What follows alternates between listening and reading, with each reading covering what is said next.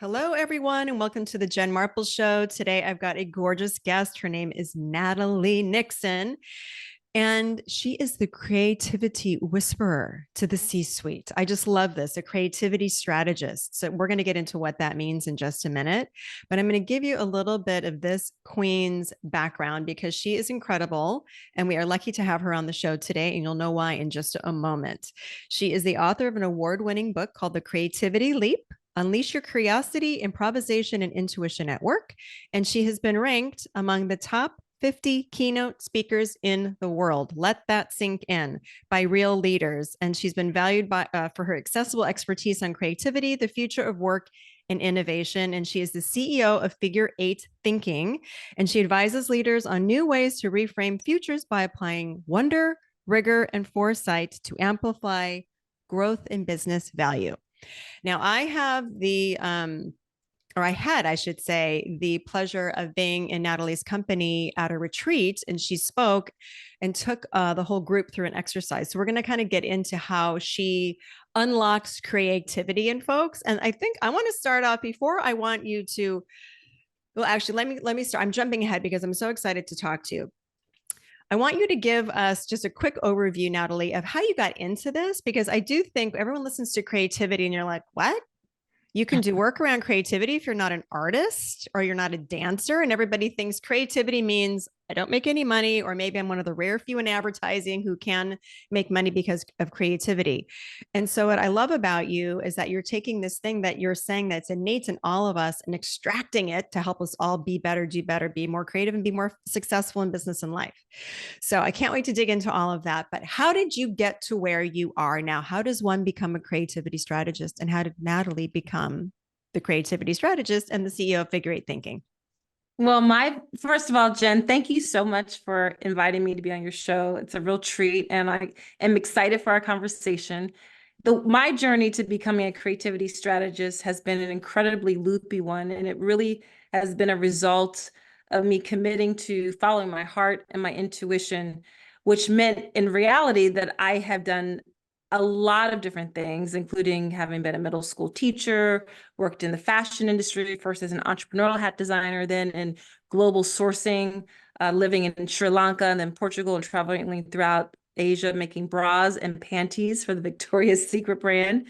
I was also an academic, so I was a professor for 16 years. The first 10 years, I taught the business of fashion, and then I created a strategic design MBA program with some colleagues at Thomas Jefferson University. My leap into embracing being a creativity strategist came after giving a TEDx Philadelphia talk in 2014, where I was proclaiming that the future of work is jazz. That talk catapulted me into getting invited into companies to help them do what I was talking about, which was that I was basically saying, hey guys, the most innovative companies are those that work improvisationally. And I was helping them do that through a heuristic, which is a fancy way of saying a template, mapping it from the way jazz musicians work. And I was doing so much of that. My husband, John, about 6 months after the talk, when I kept on getting these invitations to facilitate, to speak, to consult, he said, babe, this is like a thing, you should formalize it. And I said, okay. So I just created Figure Eight Thinking as this little thing on the side. And I woke up a year later and realized I was actually having more fun with my side hustle. And then that began my journey to commit to, well, what is this Figure Eight Thinking thing going to look like? I actually made up my job title, creativity strategist. I decided to do a mashup of two areas, dimensions of myself that I love and that I'm really good at. And I remember when I first started going to cocktail parties or after work receptions, and I would stand in front of a mirror at home before I would leave the house, and I would repeat to myself over and over, hi, I'm Natalie. Hi, I'm Natalie. I'm a creativity, until the words finally just rolled off my tongue, which is what we often have to do when we commit to recreating ourselves, re-envisioning ourselves. But the work of doing creativity strategy really came as I began to be invited over and over into companies to help them build, air quotes, cultures of innovation. And I started realizing that everyone was running and racing to do the I word, which often looks like innovation theater, without really having great communication, great level setting, and not knowing what we meant by innovation. And I had this creeping sensation that we were starting in the wrong place. We actually needed to start with building a creative capacity. But I also realized that in the hallowed halls of corporate America, if I led with, we need to start with building the creative capacity of our clients, our managers, our people, they would look at me like I had three heads, because most people, to your point earlier, when they think about creativity, they only think of artists and they don't self-identify as creative. And that began my journey of figuring out how to offer up a simple, accessible way for all of us to think about creativity that would democratize creativity. So what I do in my work as a global speaker, a writer, and advisor is to help people think through questions like, what's our next? What's our purpose? What's the business that we should be in versus the business we've been churning in, but all through the lenses of, as you said in your intro, through wonder, rigor, and foresight. Dig into wonder rigor a little bit, because I know that's sort of your trademarked phrase, and I think it's really cool. It's just it actually just begs a question, like, wonder rigor, like what is that? Wonder rigor. So we know what wonder is. We kind of know what rigor is. So like, how does that work together, and how is that the framework for what you do? Well, the definition that I landed on to define creativity is that creativity is our ability to toggle between wonder and rigor to solve problems, produce value, and generate meaning. Now, wonder is something I think most of us get when we think of creativity. Wonder, as I define it, is about audacity and awe and asking big what if questions. It's about pausing, because it's really hard to wonder when you're going 80 miles an hour. And it's about suspending judgment. This also requires a lot of curiosity. So that's wonder. People get that when they think about creativity. The rigor dimension of creativity is equally important, but it's the part that we typically forsake when we think about creativity. So rigor is about focus, discipline, skill mastery, time on task. Rigor isn't very sexy. It's often very solitary, and it is essential. And when I remind people, okay, if you have at some point or currently in your life, you have some sort of artistic practice or you're athletic in some way, you totally understand what I mean by wonder and rigor. You totally understand that if you study dance, before you get invited to audition to leap across the stage, you spent months, years, really honing that skill. If you are a soccer player, same thing, right? So when we zoom out, we look at wonder and rigor from those places, then we get, okay, that's what we mean by you need to toggle between wonder and rigor. Because if you're only in the wonder dimension, then if your head is in the clouds for too long, you're not anchored in anything that will really make it sustainable. And if you are too much in the trenches in the rigor dimension, you can get really myopic, and probably even more unfortunately, you can burn out. So what's missing in a lot of our personal lives and in our work environments is this balance between wonder and rigor. In fact, a lot of our work organizations are conflating rigidity for rigor. They think they're being rigorous, focus, discipline, time on task, skill mastery, but they're actually being rigid. And the difference, I'm from Philly.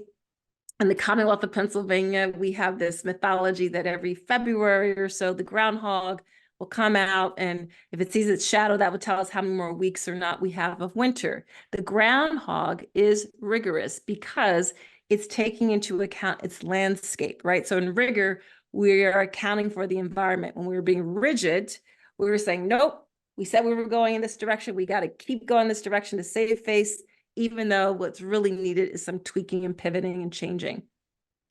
Ooh, I love that. I can see, we're probably everyone listening, you can see where you've had this in any aspect of your life. It could be, gosh, it could be even with your family and with your kids. It could be with work. It could be, yeah, with exercise, just anything you're doing. And I love that analogy, because I think we can all anchor in, like, you're not just going to wake up and run a marathon tomorrow. Like that, Yeah. just if you haven't been running or you haven't been running long distances.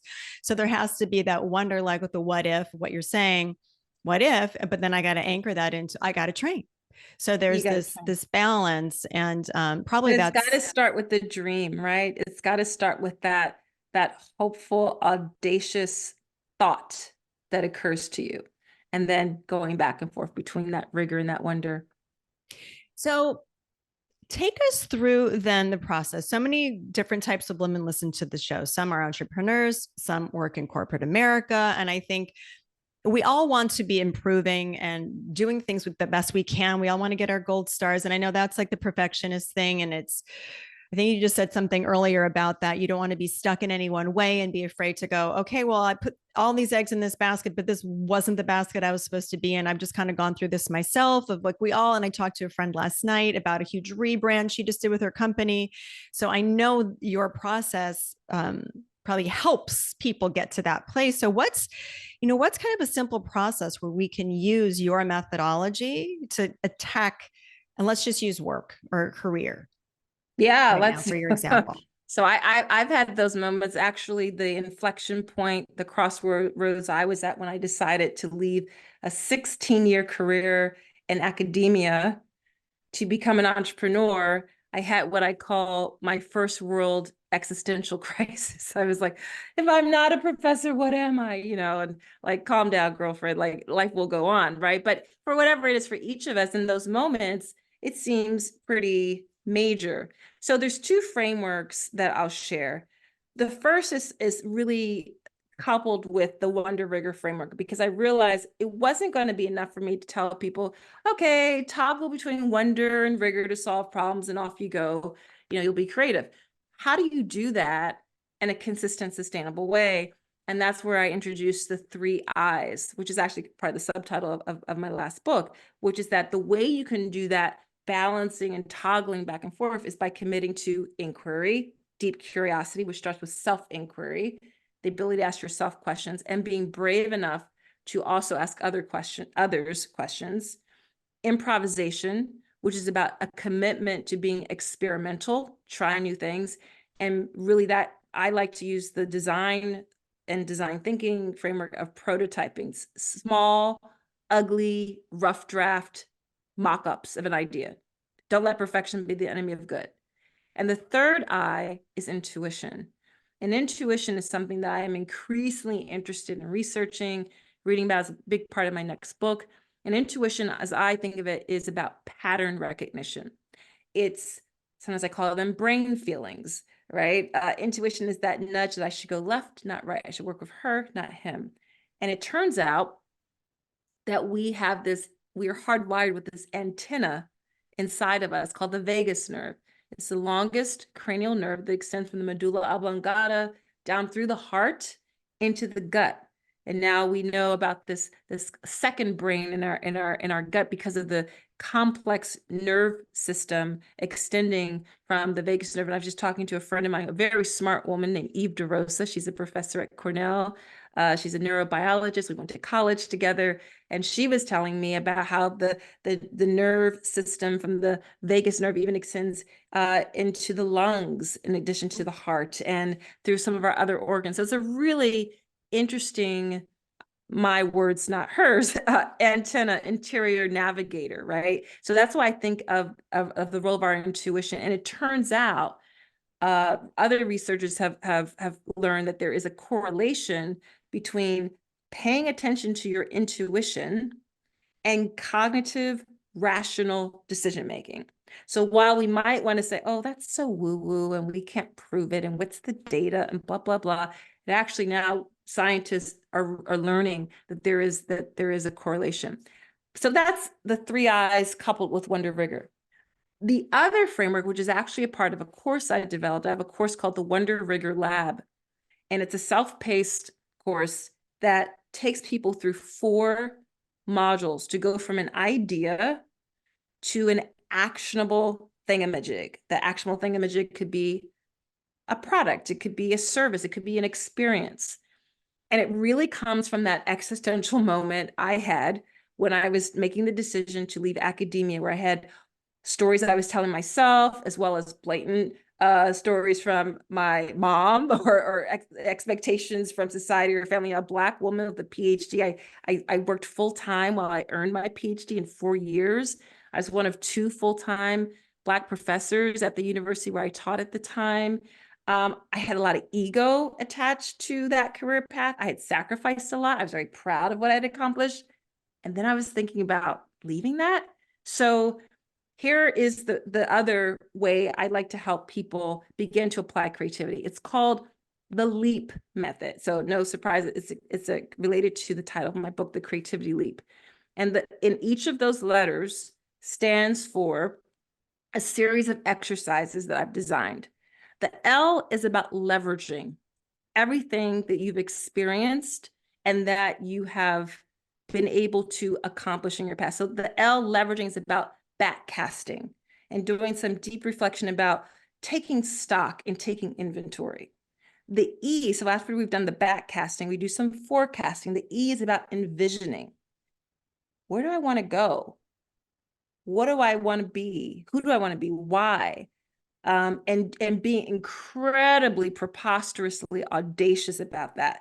It's so important to be preposterous because you will always have to whittle down and edit down based on limitations of budget and time and other sorts of resources. The A is about asking yourself, but also asking others, primarily for help. I don't know about you, Jen, but when I stepped out on my own, I got very good at asking for help because I knew I didn't know what I was doing. There was no shame to my game. And a book that really helped me is a book called The Art of Asking by Amanda Palmer, who is an artist, singer, punk rocker, incredible story, but she was just incredibly audacious about the way she used, for example, Twitter back in those days to ask her fan base for help. And then she ended up doing one of the first successful $1 million raises on Kickstarter, asking for money, asking for help, et cetera, et cetera. So anyway, that book, The Art of Asking by Amanda Palmer, was super helpful to me. So we have leverage, envision, ask, and the P is about prototypes. So now that we've backcast, then we do some forecasting, and then we begin to ask for some advice and help. We then begin to do rough draft, ugly mock-ups of this idea. We do what I call oxygenate your ideas. We have all experienced those moments where we think, oh my gosh, this idea is so good. Should I share it? Should I tell it to anybody? Right? What if someone steals it? You can't think like that. First of all, if you look at anything you've ever been a part of, it never looks the same at the end as it did in the beginning. So you got to get rid of that mentality, but give it air, give it light, give it critical questions. And when I prototyped the course, the Wonder Rigger Lab, and I designed all these exercises for the people who opted into the course to begin to develop small prototypes, putting out queries on Instagram, sharing a doodle sketch of your idea, taking a picture of it on your phone and taking it around to some people at lunchtime, getting feedback, right? I mean, really low stakes, rough draft versions of your idea, because what you have in your head is not always what you think you have manifested and put out physically. And secondly, it might not be what people really need and want, right? And after all, isn't that why we're doing all this work to produce this dream, right? To provide value in all sorts of ways for people. So anyway, that's the other framework that I found to be incredibly helpful to people, is the LEAP framework, which is, again, is broken down in my course, The Wonder Rigger Lab. It's leveraging, envisioning, asking, and then prototyping. Ooh, that is such great advice. And that's such a great framework and step, because at least you have that process. And it's always nice, I think, too, and especially because most women are listening, are midlife. So when you're doing that backfill, what did you call that? The history? Backcasting, there's so much there. Yeah. Right? There's so much there because we've been around for a while. So there's so much there. And we've had one or two careers or a blend of something at this point in time. So a couple of things popped up for me. So the ego. I know the ego is a real son of a bitch. Yes, it is. Yes, and the ego can stop you. And I've talked about it before on the show. It can really stop you from moving forward because we're afraid of what people think, which is our ego. And like you, when I shut down my first PR firm, and I actually just launched another PR firm. So I've come full circle, but with a different lens, a different backstory, like the whole 9 yards. But when you shut and dismantle something down, like I greatly relate to what you just said about like leaving. I'm like, I'm a professor. This is what I do. That's what I was. I'm like, I'm the crisis communications person. This is what I do. I Whole Foods is my client. I'm like, I'm a shiny PR person. You mean I'm going to do nothing for a minute? And so it's like an ego death. And I know, and I really want to talk about this because it stops so many people from moving forward, especially women. Like we won't stop something because of it, and our societal expectations, of which we have many. And that's a whole other podcast episode. And then there's, the peanut gallery out there. Everyone's saying, I think you said, like, your mom, your husband, your people, like, what? You're going to leave that great thing? Like, you just worked so hard. But there's only one life to live, and you got to do you. And so I love that you've got this framework. So you work with so many people. So what do you see? What's the secret sauce to finally kind of put ego aside and just say, damn it, I'm going to go for this thing? Because my intuition, and that's going to be my next question, my intuition is telling me to do something. Because usually I find most people, it gets really loud. You can't ignore it anymore. But we still try to talk ourselves out of it. So how do you talk people into it? And how do we get rid of the ego? So fortunately for me, my husband was actually my greatest cheerleader. To this day remains one of my biggest encourager. So it always helps if we have that sort of person in our life who is witness to our genius, is witness to our sweat and tears, and sees sometimes something in us that we don't even identify yet, right? So that helps. But short of that, one must have a sense of humor about oneself. And so there's a phrase that when I find myself up at the tower, on top of the metaphorical tower, and I need to get talked down from the tower, right? I have a phrase that I pull out of my ear, which is, oh, don't take yourself so seriously. like that for me, it might be something different for each person, but for me, it makes me giggle, and it helps me to take a breath and relax, right?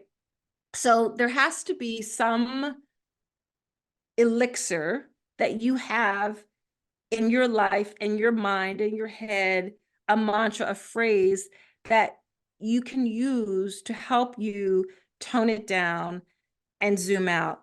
The other thing that I do is I do a lot of experiments in my life and my work. That's why I have such a very diverse background.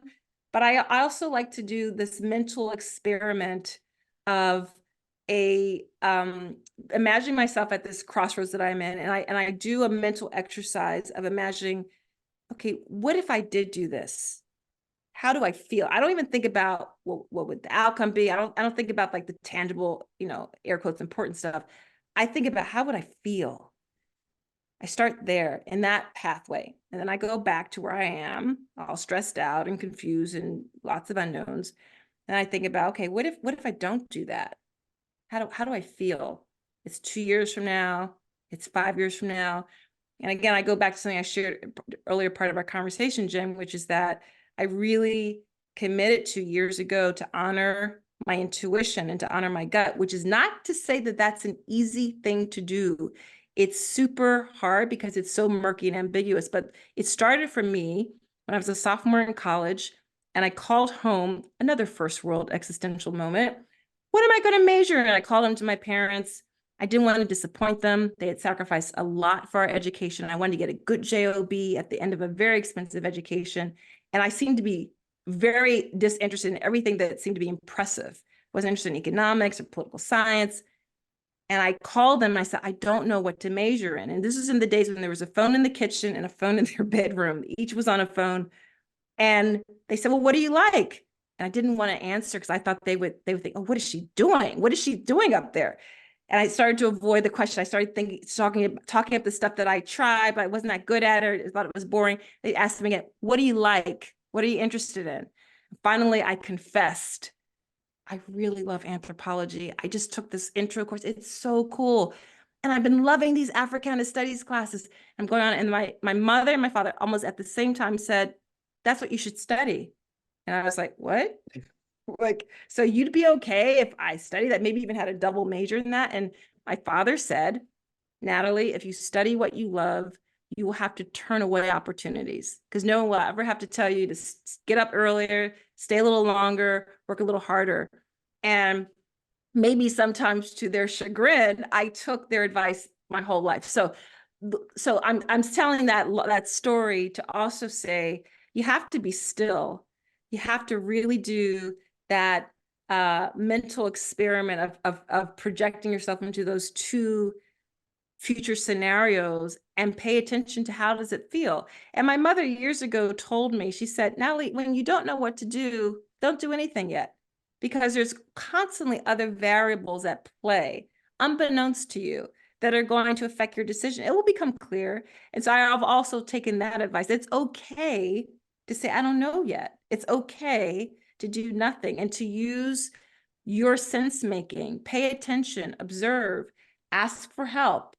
This is data that you're collecting, and a pattern will emerge that will help you and direct you to the way you should go. Again, it isn't necessarily the easiest thing to do, but I got to tell you, Jen, following your heart is a much more efficient way to live, because I'm 54, solidly middle-aged, and we all have family members, friends who are like, freaking out because they try to do the right proper thing. And now they're at this point where they need to wrestle with, what do I want?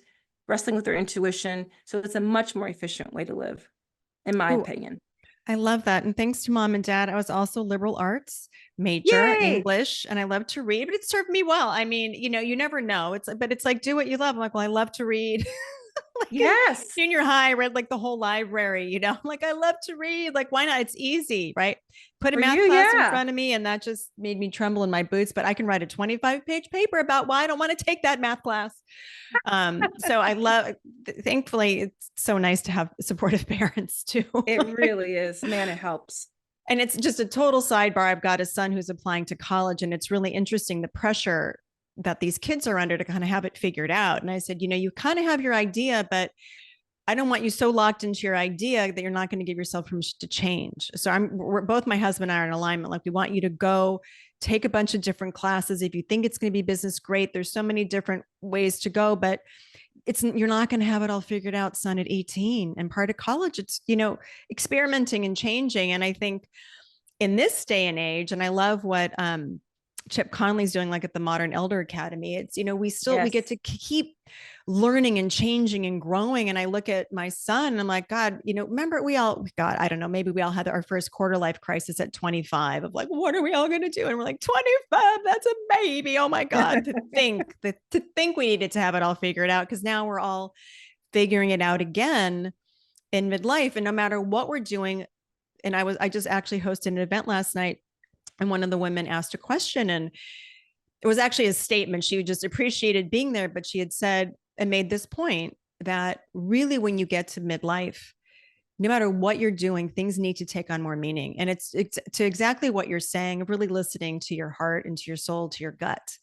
So with all of that, and I know it can sound easier said than done. And it is kind of easier said than done having this, because we know you've done work and you take big companies through it. You take other people through it. I've taken myself through it. So it's not this overnight thing.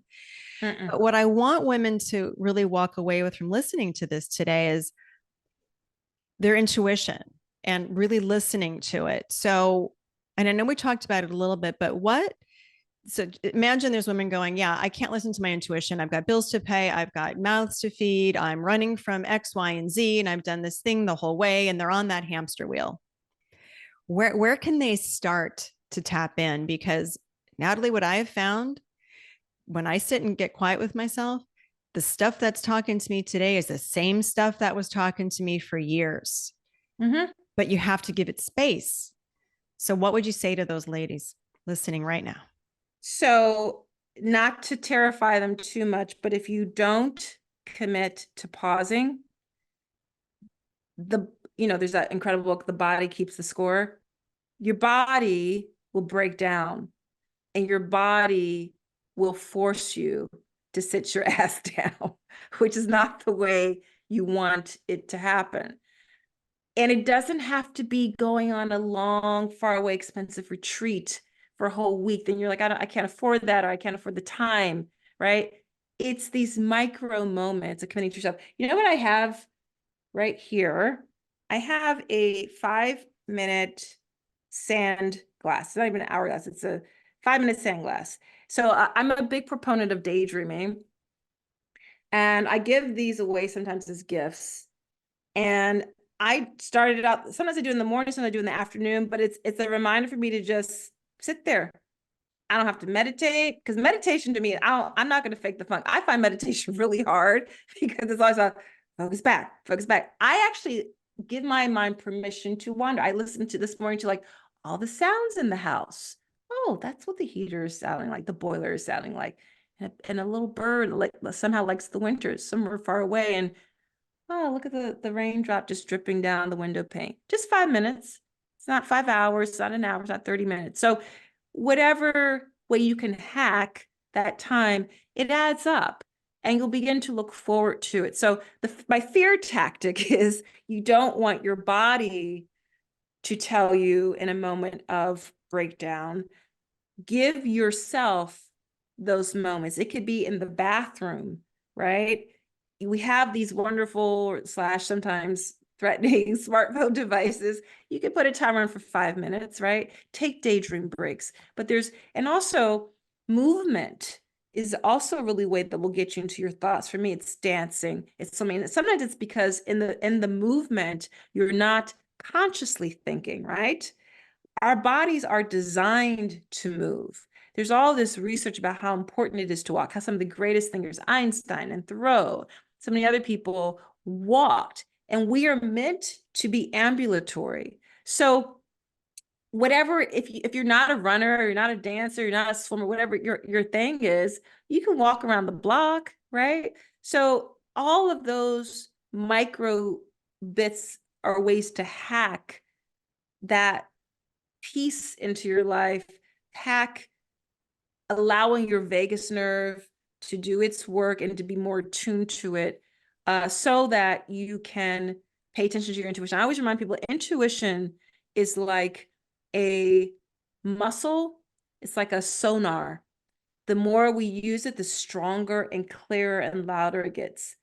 The more we ignore it, the more flaccid and dimmer it gets. It's always there, but it's just a matter of you committing to be still, listen to it, let yourself move, go away, come back, and the answers will appear. They really will.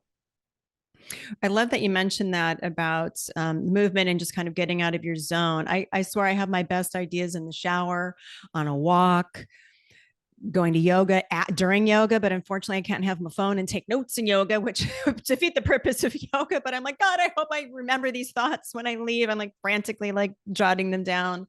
I love that. And that's really a great tip too, to just take the 5 minutes.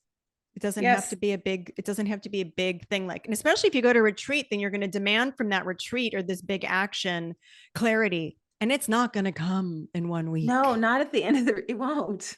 So matter of fact, sometimes you leave with more questions, you feel more befuddled, but like life is this big project to manage. And how do you manage a project? Project management is reverse engineering to all its components. Just take the next step and the next step and the next step. That's what you have to do. So this is going to be, running at the beginning of the year. We're recording this in January. And so this question just popped up for me because I am so impressed that you're a top 50 speaker in the world. And I'm myself am pursuing speaking and hosting events and doing all these things. And everyone right now is hopefully in this big audacious dreaming mode. Like you're like the big wonder, right? Yes. So women are wondering if it's speaking or whatever it is for them, if it's starting a new business or changing companies or what have you. What was your method to just put yourself out there? Like you had your big audacious goal. I'm assuming speaking what's interesting too, is that you started it and didn't really think anything of it. And then all of a sudden, boom, it was something. But I know you've had other probably times where you're like, okay, I really have this scary, audacious thing. It could be a book. There's a lot of people who write books, speak. What's sort of your method, or what would you tell us? Share your little bit of advice of how we can kind of take it out of our head of like, no, I possibly couldn't do that, to, why not me? Yeah, I can do this. Yeah. Well, I think it's sort of a great question. Like, why not me? What if I did? What if I don't? Which is also a really good question to ask yourself. What if I don't do that? And again, that to me is always that mental model experiment of the two future scenarios. How do I feel, right? And something my dad used to always say to me, try it. The worst thing that could happen is you'll just end right back where you are. That's not so bad, right? Just try it. And it goes back to don't take yourself so seriously. But for me, let's just take, for example, the speaking. But everything that I've done, first of all, I was a professor for 16 years. So I literally was speaking every single day to some of the most devout critics in the world, right? People between the ages of 18 and like 25, right? Who were looking at me like I'm sus, and I have to really find all sorts of interesting ways to explain why 1 + 1 = 2 in 5 different ways, right? Not literally, I was teaching math, but you get the idea. So I already was unbeknownst, I was honing this way to practice communication to people who were not like me, to people who were not necessarily buying into the idea, who had different ways of processing the information. So that helped. Then I remember I was this director of a strategic design MBA. This was during the last 6 years of my academic career. Our program was hosting this Women in Tech conference at the university. And I was kind of wandering around and peeking my head into different sessions. And I poked my head into one session. I happened to poke my head in a moment where someone in the audience asked a panelist, "How did you start speaking?" Because, well, there's one thing speaking to students at the college and graduate school level and giving academic papers at conferences, but there's another thing to speak in plain English in compelling ways. And this person responded, "Well, the way you speak is you got to speak." And she said, "Don't expect to be paid right away. Volunteer to be on a panel. If they don't want you on a panel, volunteer to moderate. Become a known entity in the sector in which is your jam, which is your area, which you enjoy. Eventually, you'll be invited to speak.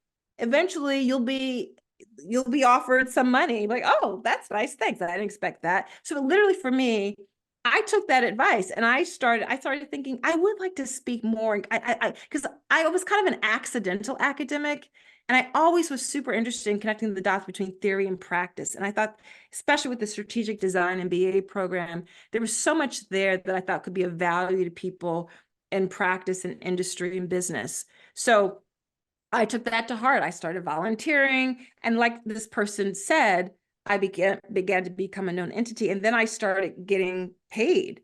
And at first, it wasn't a ton of money. Maybe it was $2,500. It got up to $5,000. It increased, et cetera, et cetera.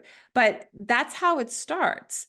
And you learn so much. You learn so much by observing other people. You learn by taking courses in coaching. You learn by, video is the best teacher. I hate watching video of myself speak. I hate it. I don't ever like to do it, but I learned so much about, oh, why did I do that? I should have said this. Okay, next time I can do it this way, right? So those are the ways that I have found, at least, that you enter it, that you hone your skill, and it becomes, and even the way I started figure eight thinking, again, I started it, and it was after giving this TEDx Philadelphia talk, getting invited to companies, and beginning to increasingly get invited to do more of that. I love it. So what were those 3 bits again? It was, why not me? Why not? What if I tried? What if I don't? And why not me? Yeah. I love that. The 3 framework, and that's for anything. I mean, that was me Yes. sitting on a podcast for 2 years before I was like, all right. I had to hire a business coach. Like, what? She's like, what the hell are you waiting for? It's time. It's time. It's time. Nice. Go. And so here we are, like, 2 years later. So it's with anything. So everyone take note of this. And I really love that. What if I don't do it? What if I don't? Mm-hmm. And run everything in your life through that filter. Oh, yeah. God, I love this. I have a couple final questions for you. This is one of the questions I actually asked my group of panelists last night at this Women of Impact event I co-hosted. And I loved everybody's answers. And I would love to hear yours. So we're all busy, right? I mean, you've got a lot on your plate. You're doing a lot of things. You've got family, you've got responsibilities. And I feel like we all have as entrepreneurs, we have even more responsibility and so much more to do than even we did like 20 years ago. And of course, throw in the fact that we're at midlife and there's all that stuff. But as an entrepreneur, any women, just women in general, you don't have to be an entrepreneur. It's hard sometimes to get up every day and do the thing where you just want to stay in bed and like Netflix and chill. But we got to get up and do the thing. How do you keep yourself motivated and keeping up and doing the damn thing every day? A couple of things I do. I have a practice of prayer, and prayer for me in the morning centers me. And I didn't grow up Catholic, but I've always been infatuated with the theater of Catholicism. I love the incense and the ritual, and my husband grew up Catholic. He's from Louisiana. And so I don't have rosary beads, but I have these 10 things I go through every day. They're kind of my own kind of invisible rosary beads. And I'm going to make myself a 10 beaded little thing that will help me. So prayer grounded in gratitude really helps me. And actually I can share with you, Jen, if you want to share with your listeners and your community, this I created this diagram called the CQ diagram. CQ stands for your creativity quotient. So just like you have IQ, measure of your intelligence, you have an EQ, your measure of your emotional intelligence. I believe we have a CQ. And this diagram is a series of concentric circles, but the core of building creativity is gratitude. Because let's just take this ordinary pen. If I begin to examine all the inputs that make this pen possible, someone had to design it. There are people at a factory who put it together. There are people on shipping docks who loaded boxes. There are people who have decided to pay me money so that I can afford this pen, right? I was blessed to be in a society where I could have access to education, so I know how to write and use a pen, right? You go on and on, right? Gratitude is the beginning steps of becoming a systems designer, seeing yourself as part of a larger whole. So one thing I do when I am feeling like, nah, I start there. I start with being grateful for every little thing. I had a myomectomy back in 2010, and the healing process is a bear. It's 6 weeks. It's like a C-section without the baby at the end. Couldn't make a bed, couldn't walk without pain. And I began to be so grateful for being able to take stairs again, and the incremental things. So sometimes I remind myself of a low point physically and all that I can do now, right? So the gratitude is one. The other thing is I have little rituals. That was one ritual. Whenever something positive comes through for me, it doesn't have to be, oh, I got someone said yes to this proposal. It'd be something really small. Someone had a really cool build on something I posted, or I had this great interaction at the grocery store. I do a happy dance. Movement is really, really important to me. So I have a happy dance that I do in my office. So I have little rituals that help me. And the movement piece also, I look forward to movement. So I do hip hop dance classes. Sometimes that's the only good thing in my day, is that I had a great hip hop dance class dancing to Megan Thee Stallion, which was phenomenal, right? Or I go to my ballroom dance class, right? I have an electric bike that I bought 2 years ago, and I'll zip around on that a little bit. So anything that helps me to become attuned to being alive, not focused on the thing, but back to basics, is what really helps me. Oh, I love all of that. And I'm like, ballroom dancing, you're getting me. Like I had something parked out there. People on the show have heard me talk about salsa dancing. It's probably something I need. My husband has brought it up, and I'm right outside San Francisco, and there's a lot of salsa dancing around, and I want to go explore that. So maybe I'm going to add that back on the list. I'm going to add that back on the list. It's so much fun. Salsa is a very, very joyous dance. Merengue is super easy, but bachata is a little hard, and salsa, is a little bit more keep in mind, but you totally should do it. It's so much fun. I mean, I have like 4 left feet. My husband's he took like dancing or something Cotillion like growing up. And so well, keep this in mind. Walking is controlled falling. So dancing is just controlled falling with a little, razzmatazz. That's all. And like with a cuter outfit, I guess, right? Yes, exactly. I have 2 final questions for you. What do you think the best thing is about being in midlife? To me, So I wrote a personal essay a couple years ago called Why I Love Getting Older. It's for a great platform called 4050, and which is to celebrate women in their 40s and 50s, etc. What I love about getting older is the perspective that I gain. Like that's the simplest way I could say it, is that I understand things now that I didn't have a clue about in my 20s. And in the essay, I have my little formula of like each decade that I know today. I think your 20s suck because no one takes you seriously and you really don't know jack, but you have all these great ideas. And a lot of us don't have like the funding to like make the rest of your 20s suck. Your 30s are for seeding family, seeding career. Your 40s are when everything begins to catalyze, right? Everything begins to really, the metamorphosis really begins. And the 50s are just so awesome. And I can't wait to the 60s, the 70s, the 80s. But I love getting older and I love this stage in my life because of the perspective that I have, because of I truly don't take myself as seriously, and don't take other people as seriously, which is a big stress relief. So that's a big part of what I enjoy about this stage of life. I love it. Love it. Love it. Love it. All right. Everyone finishes this sentence on the show. And it is, I'm not too fucking old too. So I love the prompt. And what I thought of is, I'm not too fucking old to keep going. And I would add an addendum to that. And I've earned the right to say no. That's what I said. I'm not too fucking old to keep going. And I've earned the right to say no. Oh, I think no is our friend. That needs to be our new best friend. Because, Yes. and I say it a lot here on the show and just in life, it's if you say no, you get to say yes to other stuff. You get to say yes to yourself. Totally. Totally. I love that. Yes. Love it.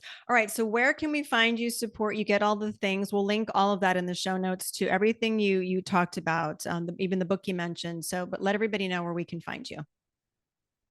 Just go to figure8thinking.com. That's the number 8. And follow me on LinkedIn and on Instagram. On Instagram, I'm Nat W. Nixon. Sign up for my Ever Wonder newsletter and stay tuned for my next book. My next book is something I'm writing right now this year. It comes out in 2025, and it's a provocation on a new way to think about productivity through the lenses of movement, thought, and rest. I call it the motor framework. And my goal is to make productivity sexy because the model of productivity hasn't changed since the first industrial revolution. And because we have ubiquitous tech that can take over basic tasks, unprecedented burnout, which we have to address, and hybrid work, we have the opportunity to reframe productivity. So that's what my next book is about. So in a lot of ways, it's a build on my Creativity Leap book and Wonder and Rigor and the 3 I's. I love it. Making productivity sexy. that's the title. That's That the should be the goal. title of the book. Maybe. I don't have a title yet. Thank you for that Maybe have idea. to make Let's see. productivity sexy because it's like the least sexy thing. You're like productivity. You're like, oh, you just kind It's your the body least kind of goes, sexy. oh, But think yeah, of it's the not word sexy. produce. Like that's the whole point of sex is to, well, that's the whole point. That's what are the outcomes of sex? We're going to take this book in a whole new direction now. Right, right. I love it. Well, it has been such a joy chatting with you today. Thank you for sharing all your beautiful knowledge and wisdom with my listeners. And I will look forward to seeing you real soon, I hope. Thank you so much for having me, Jen.